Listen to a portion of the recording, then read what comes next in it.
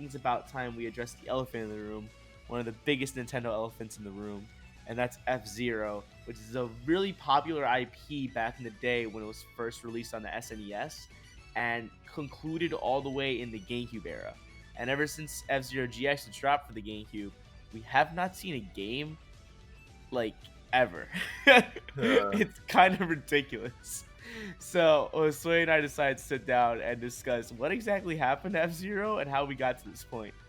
F-Zero, okay, let's bring it back. F-Zero started in 1990 as a launch title for the Super Nintendo Entertainment System, the SNES. And it dominated. Nothing prepares you for F-Zero, created for the new Super Nintendo Entertainment System. You won't believe the power. You won't believe the control. You won't believe the jumps, the curves, or the feeling you get until you experience it for yourself. Wow, that's fast. F-Zero for the ultimate G-Force, only on the next generation from Nintendo. Now you're racing with power, superpower. It absolutely dominated. Dominated. But this series, I'm not gonna lie to you, I think this series is really weird, and I don't mean that in terms of gameplay. I mean that in terms of just how Nintendo handled this series, because I truly don't think they ever really knew what they were doing with this series. I think in the beginning they did. Because I think in the beginning they knew they were trying to make a racer that didn't exist, which meant having like an energy gauge and like a power gauge and having a health bar in your vehicle. No one was doing that at the time, so I think they knew they're trying to reinvent racing with F-Zero.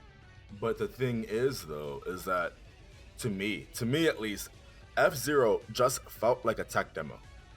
That's all it really was. It didn't feel like a full-out game to you.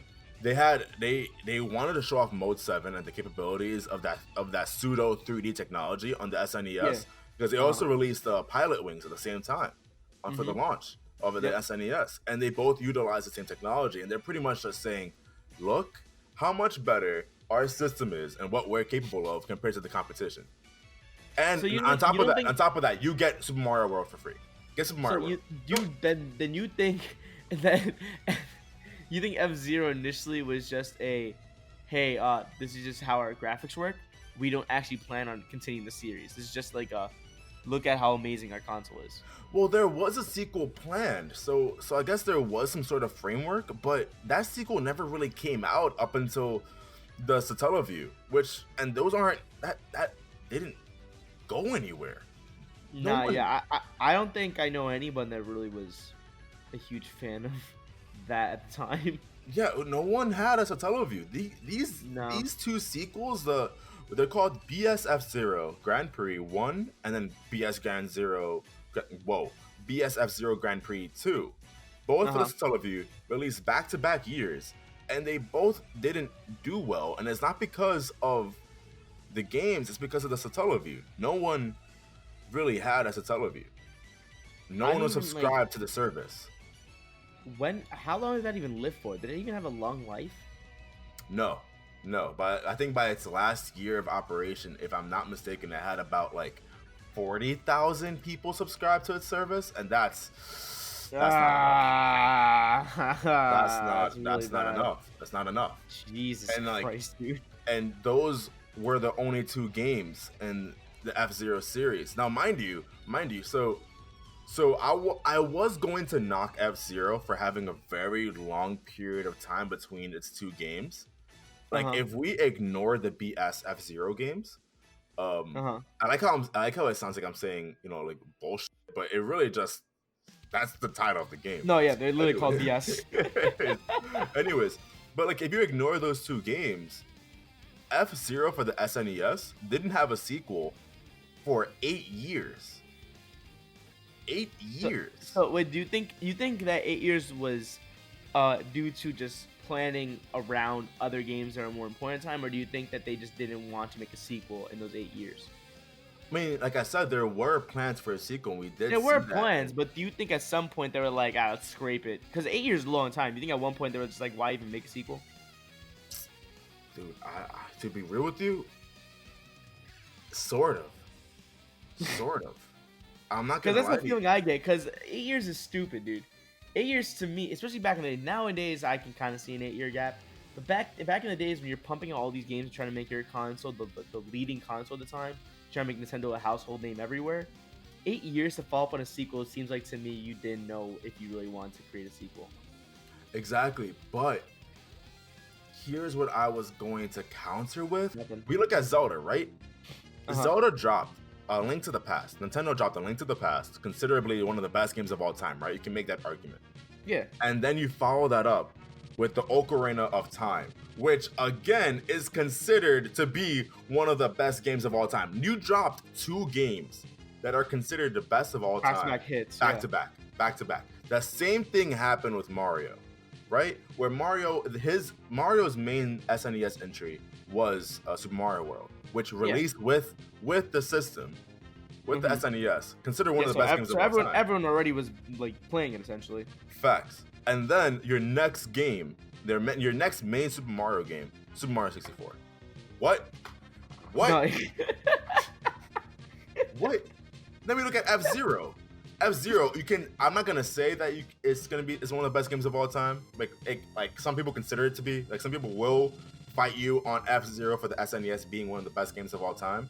But FZero X is not one of the best games of all time. I think for sure if we look at like the real beefy boys of FZero, FZero X, and FZero GX, FZero X definitely got the least amount of love. I think for sure, yeah. That definitely is no argument there.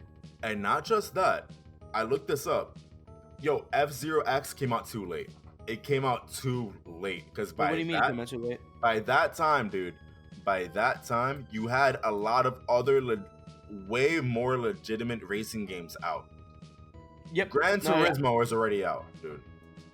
The thing is, though, I know that was a big problem because, like, by the time it came out, like you said, there's already more dominant racing games.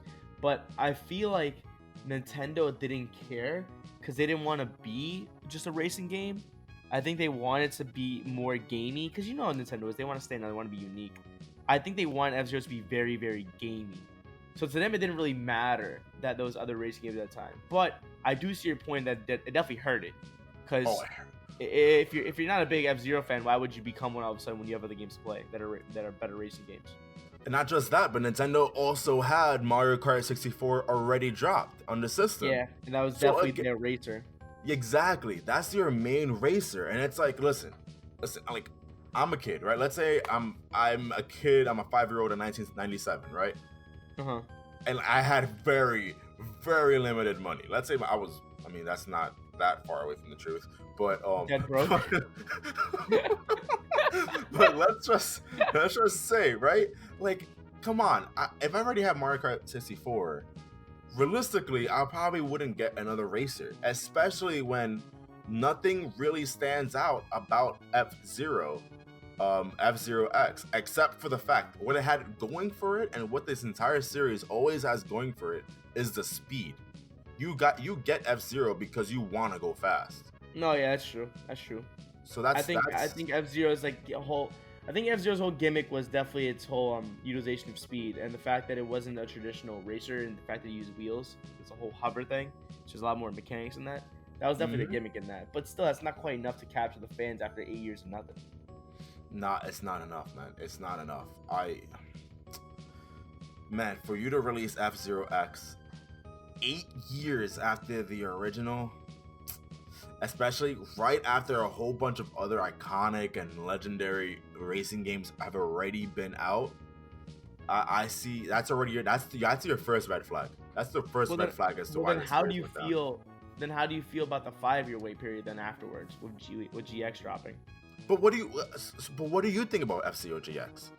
When you look at FZero GX, what do you think? When I look at ignoring the time when it came out, ignoring how long it took, ignoring the fact that it's an F-Zero game, it as itself, it's just a standalone game, I think is a very, very, very good game. I know maybe you don't feel the same way I do about this, but I feel like FZero GX was a very, very complex game that I feel like needs to be addressed on this episode. There were so many mechanics in that game that I had to learn the last couple of days that I never knew that F-Zero had that made me think, wow, Nintendo actually low-key put a lot of effort into this. There was drifting, MTS, MTRS, strafing, there was all this terminology, different mechanics that was really complex in GX. That like, honestly, watching gameplay of how to do it, I don't understand how people learn how to do it. It seems way too out of my league. So looking at that and the fact that that made it stand out and made it different from a Gran Turismo, because in Gran Turismo there isn't MTS, there isn't Super Suicides, there isn't any of that. It definitely made it a standalone game. I think a successful game at that. But I think the GX just falls short of its greatness because it's FZero and because people kind of forgot about FZero at the time. And like you said, there's other races more prominent. If FZero GX dropped earlier, or if there were no FZero games before FZero GX, I think it would have done a lot better, and Nintendo would have kept it up.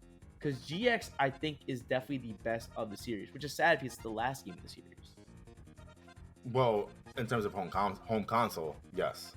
Yes, well, yeah. I'm not considering the games that came after, because GX for sure was the last main thing outside Climax. But I mean, no one really remembers Climax. Well, because that's because it's Japanese only. But exactly. Let me hit you with something though.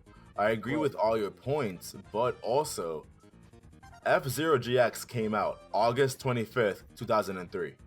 Yeah. Do you know what came out 3 months later?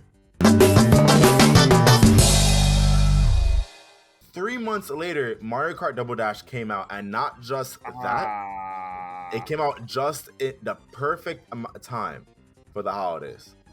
Dude, Nintendo screwed their own IP. It shot themselves in the foot. Because why do that? Because you only had people playing FZero GX for what, 3 months? Because I'm telling you, I'm not gonna lie to you, if I had an opportunity to pick up FZero GX, but I know that in 3 months' time Mario Kart Double Dash is coming out, I'm not getting FZero GX. I'm not gonna. No, I feel you too. I feel you on that. I guess Nintendo's approach was, like I said before, GX definitely stands alone as its own racing game.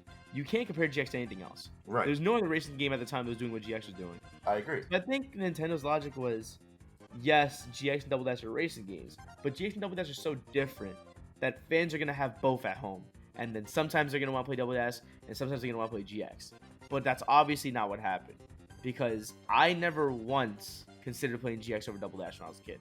Not even once. Yep. So I think they failed in thinking that people would actually take both home. It's kind of like if you dropped what's a platformer besides Mario in Nintendo that we can use here?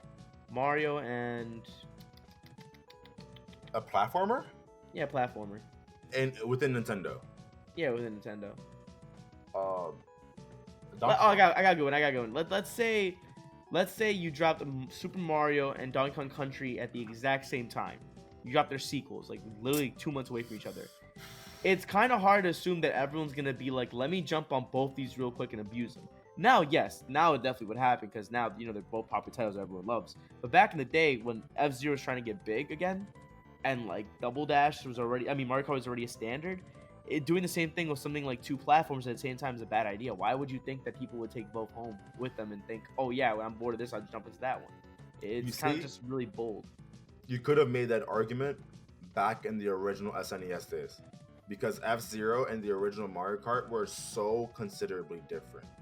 That's what I'm saying. Yeah. You played FZero because for the serious gamers, Big Brother. That's your Big Brother game right there. There's a big learning curve, so it definitely was that Big Brother. And Mario Kart was just the little kid, the little brother type joint. Oh yeah, that's for kids. Nowadays, Mario Kart has become so complex that everyone plays it, man. Everyone plays. Not only is it accessible, it's just they took the Smash Brothers approach. Not only is it accessible, but it's also technical. Exactly, yeah. People know how to edit their cards to make sure they get the best card possible to win, or they know how to drift appropriately at the right turns. And it's not as complex as GX by any means, but it's still complex enough where adults can definitely pick it up. So now it's just when we have all this, why would anyone ever go to FZero? The only reason why you go to FZero now is if you really want complex driving at an era that really doesn't exist anymore of these old GameCube graphics.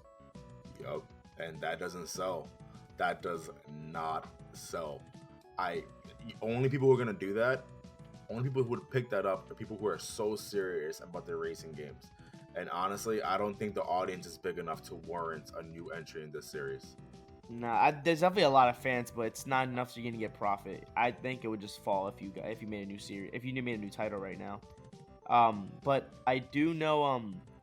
Have you seen Miyamoto's comments on making a new F-Zero game when he was asked about it?